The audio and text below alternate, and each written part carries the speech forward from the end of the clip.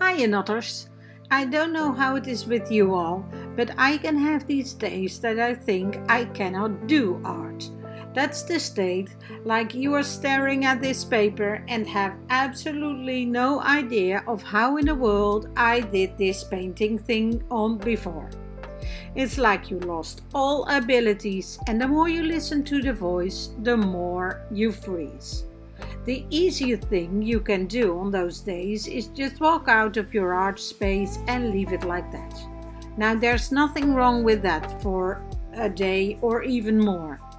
But there's a big chance that it could increase your fear, and before you know it, you get the idea that you can't do art anymore, and the whole artsy thing will become filled with anxiety, and that was supposed to work the opposite way.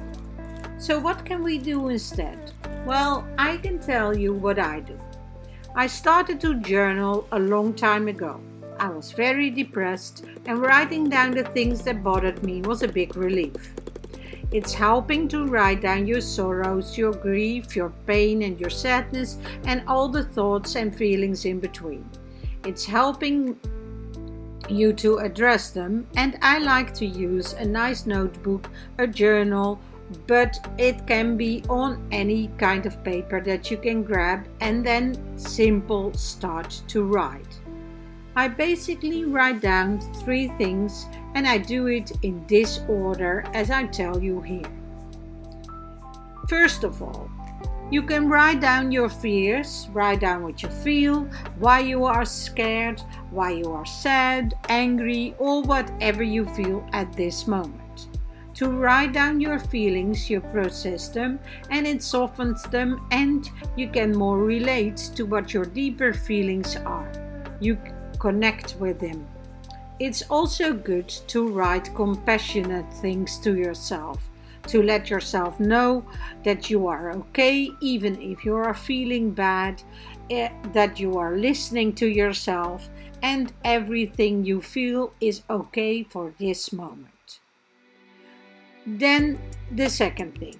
Then you can connect to what you're good at. Write down what you are good at makes you taking back your power. I, for instance, am good at knitting very difficult patterns. It doesn't have to be art related though.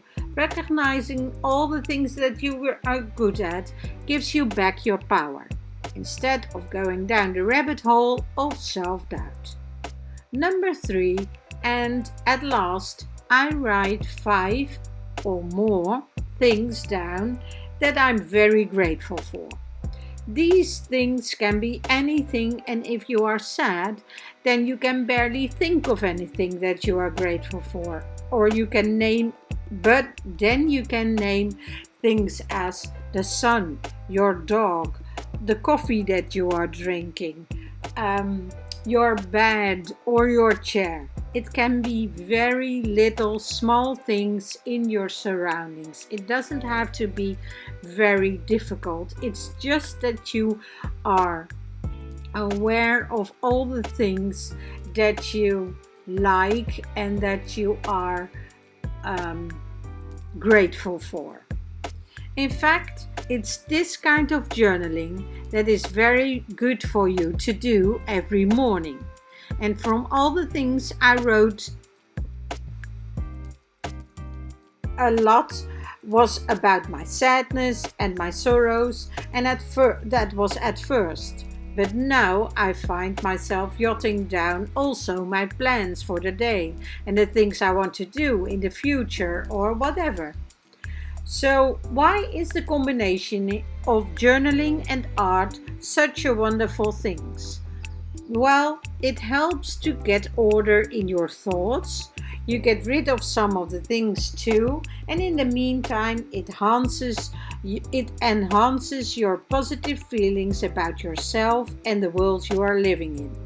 So when you find yourself in the middle of that self-doubt circus and you lost all your confidence in painting or creating, then it's time to read back in your journal. Or, if you aren't familiar with writing every day, then pick a pen and paper at that moment and write the things down. breathe some positive vibes in, and then start to create a mess. Don't judge yourself too hard and just allow yourself to have fun with it. And then don't forget to be proud of yourself that you pushed through and did it anyway. Being your own cheerleader, leader, and being compassionate with yourself is always very important. Well, this is not your normal art channel. It's not about beauty nor about perfection. I tried to show you it's not about what you create, but it's the fact you do create to enable your own well-being. Even though I have these inner fights with my inner critic, I'm still doing it. So don't wait any longer. Start to use words to empower your intentions. Use color to reflect your feelings. Use mark making to create some zen, and use different kinds of brushes, paint or crayons or pencils or whatever, just for fun. It's okay to make ugly things. It's okay to make mistakes.